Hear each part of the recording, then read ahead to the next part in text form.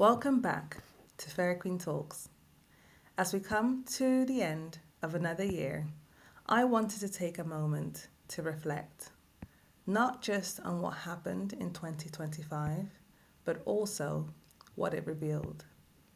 This year wasn't about perfection or constant growth, it was about awareness, about seeing things clearly, about learning where my responsibility begins and where it ends. If you're listening to this while closing out the year, I hope this episode feels like a deep breath, a mirror, a reminder that you are allowed to choose yourself. Lesson 1. Hostile situations are messengers. One of the biggest lessons I learned this year is that hostile situations don't create problems, they uncover them. When something feels uncomfortable, tense, or emotionally charged, it often means that there was already an underlying issue that had been masked, ignored, or quietly enabled, sometimes by others, sometimes by ourselves. Hostility has a way of forcing awareness, and awareness is not punishment, it's information. If a situation keeps triggering you, draining you, or living rent free in your mind, that's a sign. Not that you're weak, but that something needs to be addressed. Because what we don't confront doesn't disappear, it just repeats. And here's the hard truth I had to accept: making things easier for others cannot come at the cost of your own mental health. We are all adults. We are all responsible for our choices. And we are all responsible for what we allow to take up space in our minds. You don't need to be the savior. You need to be accountable to yourself first. Lesson 2. Control what lives in your mind.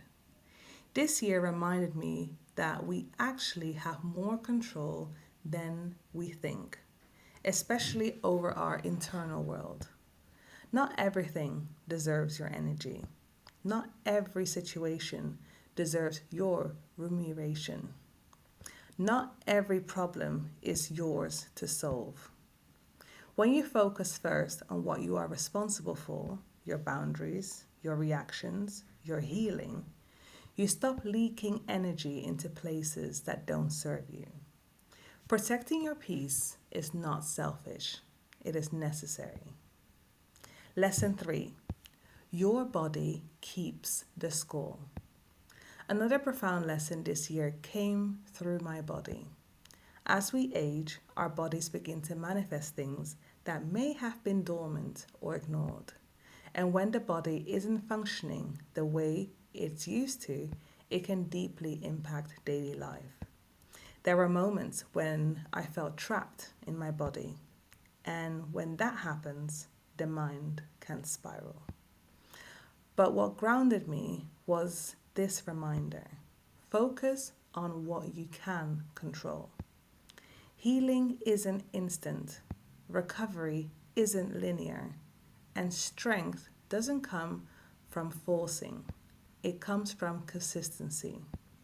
Incremental challenges, small, intentional steps, showing up for yourself even when it is uncomfortable.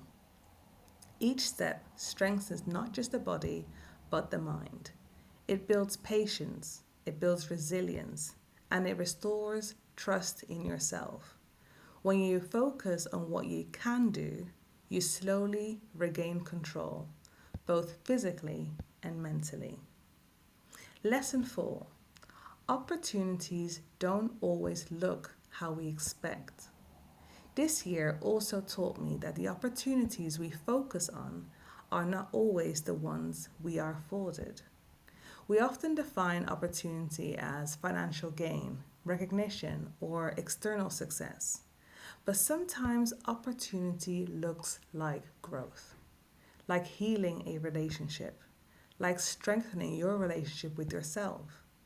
An opportunity is simply a chance to develop.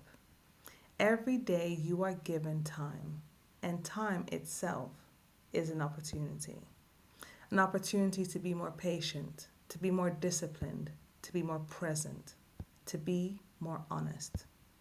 You are the only person living your life. So enjoy your existence. Lesson 5. Abundance is a mindset. Set goals for yourself, not because you need to prove anything, but because you deserve to feel proud. They don't have to be big, they just have to be meaningful. Stop living in the if only. Look at what you can do. Look at what you have done. Choose abundance over lack, boldness over fear, ownership over blame. You get to control the narrative of your life. As we step out of this year, remember this: awareness is power, control begins within, and growth doesn't always come wrapped in comfort. So be kind to yourself, be honest with yourself, and above all, choose yourself. Thank you for listening to Fairyqueen Talks. I'll see you in the next chapter.